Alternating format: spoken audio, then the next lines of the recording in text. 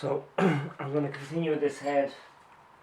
I've seen the previous video, the camshaft has snapped, and I'm trying to figure out why it has snapped. So I'm going to remove the head. This is not the proper procedure for removing the head. It doesn't really matter because the camshaft is now snapped. So I'm just going to continue with this. If you're looking for the proper procedure, have a look at the other video where I'm doing the back.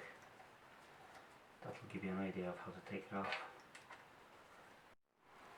Okay, so a bit of smacking with the hammer, actually a bit too much smacking with the hammer, but there she is.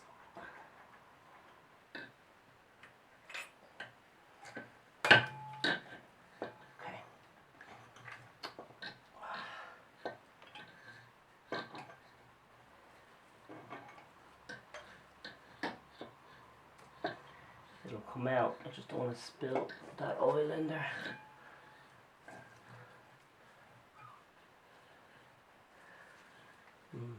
Okay.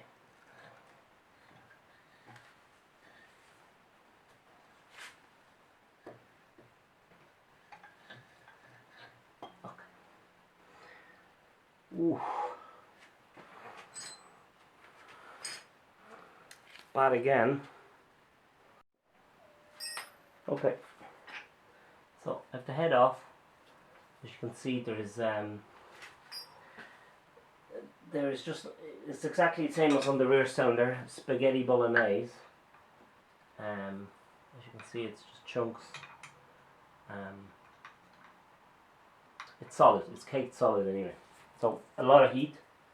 There's no impact from the head, so you can see the valves never actually hit the piston. Now it's burnt as hell, but it's fine. The piston itself is fine. There's no impact to the valves, so I presume the valves are straight. I can check that because I made up a little plate, so I can actually do a little compression check.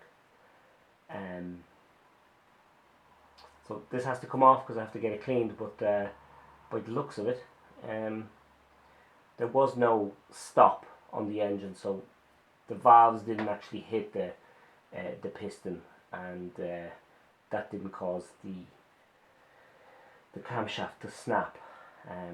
So it goes back to oil and heat. So obviously there was a lot of heat there, and obviously a lack of lubrication at that point. Now I'll put on, like I said, I'll put it on the bench now in a second and we'll have a look, but that's good that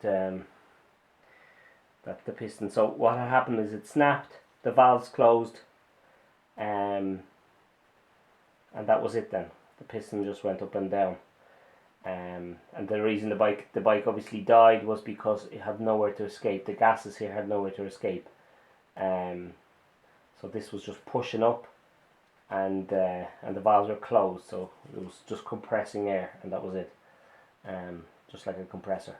So okay, so that's fine. That's well, it's not fine, but at least that's not the problem. Okay, so I had a good look at this, and here's the facts as I see them. So I took the oil. I actually put them through a rag just to see whether there's any bits of metal down below, whether there was any damage that you could see. Even from here, did it go down all the way? And as you can see, there's actually nothing there, so that's good, so that's positive. There's actually nothing that to report in the oil. I had a look inside this filter and I put a magnet in there just to see was there any bits of metal. Nothing. I still have to test the pressure sensor, the oil pressure sensor, just in case, you know, but I suspect because the back was working, there was no issue with the oil pressure. Damage seems to be contained to just one area, as you would have probably seen in the previous video. Here she is. You can see there was a lot of heat there to make that happen. So the damage is really contained to here, and that's the point where it gets its lubrication. So I had a look at it, I checked the bolt was correct, there was no issue with the bolt. The piston has no markings at all on top, so it suggests that the valve didn't hit it and cause it to snap. So it basically just rounded itself. The plug is just black, nothing broke off or anything else like that. As you can see, the damage here, that's pretty bad. Yeah, I'll zoom in for it. So that's the point where the where the camshaft actually snapped. As you can see, there's a lot of bits of metal, aluminium, a lot of aluminium here. There's plenty of oil pooled up here, and same here and same here. So there was oil at some point, and then it got really hot. Okay, let's have a look at that. The head is destroyed, obviously. That can't be. The valves are moving. You can move them in and out, so they didn't get stuck or anything else like that. So they are moving because I have checked them. So you can't push them down. Underneath, now I'll just get a rag for it. Sure, just let it out. As you can see, no impact here. So that wasn't it. Two things I would say about the camshaft is it got hot or in two positions, here, not so much at the end. There is a small marking. If you move your nail across it, there's a little bit of marking. So it did get hot eventually here, but not as much. It's mainly here, and then nothing at the extremities there. So there was oil in the head anyway. And the last thing I would say is, you can see that bolt. Someone was at this. I wasn't able to take that off actually. It's so rounded that my socket is spinning on it. So someone was at this head before. So this is this glycol. Someone somewhere down the road mixed two coolants. And there she is.